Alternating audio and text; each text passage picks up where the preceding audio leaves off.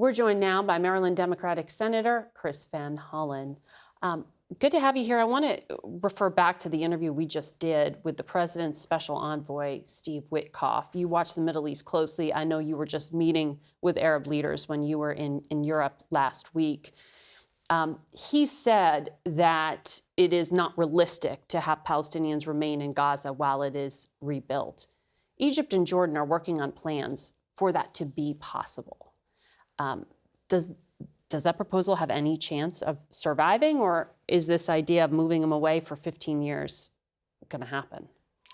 So the good news in what Steve Witkoff said was that he expected us to get to phase 2 of the discussions. The very bad news was he did not disavow this outrageous idea that Donald Trump put on the table of cleaning out 2 million Gazans.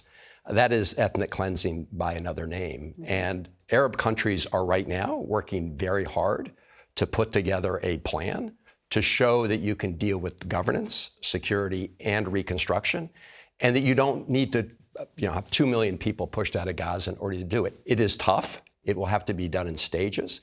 And they have identified areas in Gaza, few areas in Gaza that have not been obliterated, where you could begin to phase the reconstruction and at least get people housing, temporary housing, as you rebuild in other areas. But how does that survive if the United States, the most powerful player, is saying that's not what we want to do? Well, this is a big problem because when Trump made those statements, what he did was fueled even more the far, far right in Israel, the Ben Gavirs, the Smotriches, who are just celebrating because their idea all along has been to move 2 million Palestinians out of Gaza. They also want to move Palestinians out of the West Bank into places like Jordan and Egypt. So in addition to being a reprehensible idea for moral and legal reasons, it would also totally destabilize the region, which is why the Arab countries are working so furiously to put together a plan that addresses these issues and has a future horizon that provides security to both Israelis and Palestinians and self-determination for both Israelis and Palestinians. We are also hearing that the president is closing in on this deal with Ukraine in regard to its mineral resources that can be used for all sorts of valuable technology. What security guarantees are you comfortable with the U.S. giving to Ukraine as part of any of this? Well, I think this is all negotiable. But what you should not do, Margaret, is begin your negotiation with Putin by, number one, adopting the Putin narrative, saying that Ukraine started this war, which is just a big lie. And you shouldn't begin by giving up certain key cards. So, for example, American guarantees or a future for Ukraine in NATO. However you settle this in the end is a matter of negotiation, but it's terrible negotiating to give up those cards right up front, as Trump has done. It was extraordinary to hear Steve Witkoff describe his meeting with Vladimir Putin as he did for us. I would just say that this is not America first. This is America in retreat.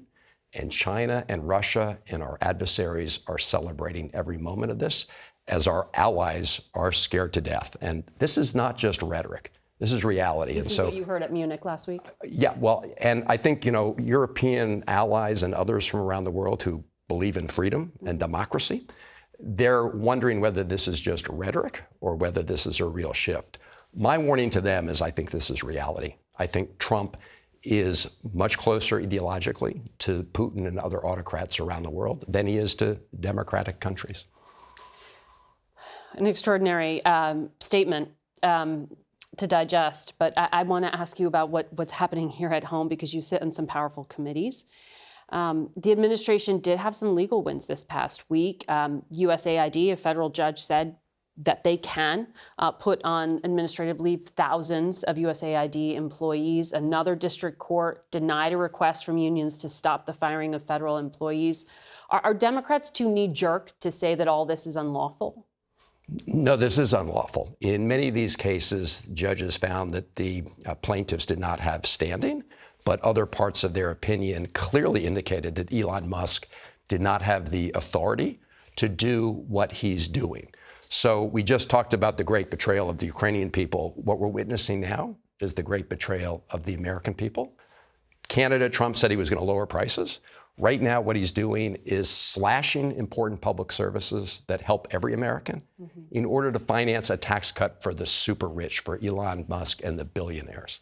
So there was this email that went out yesterday to federal employees. We know that at the FBI and the State Department, management inside those agencies have told employees, don't respond to the personnel email saying, respond with your 5 bullet points.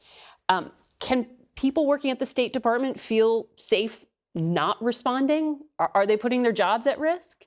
I don't think so, because what we are witnessing are illegal actions by Elon Musk. And a number of courts, as you know, have issued temporary restraining orders on their efforts to seize important private information, but also on their overall conduct. So what the head of management, the State Department, said is Elon Musk doesn't have the authority to require State Department employees to answer these questions. That has to happen in the chain of command. Even though the president says he wants them to be more aggressive. So the reality is we don't know what the president meant, but as you pointed out, you've got Elon Musk taking a chainsaw to the federal government and important services. And there's no Article 4 in the Constitution that gives Elon Musk that authority. And the way that he's been sort of, quote, delegated this authority is illegal, and the actions he's taking are illegal, and we need to shut down this illegal operation. Senator Van Hollen, thank you for your insight today. Thank you.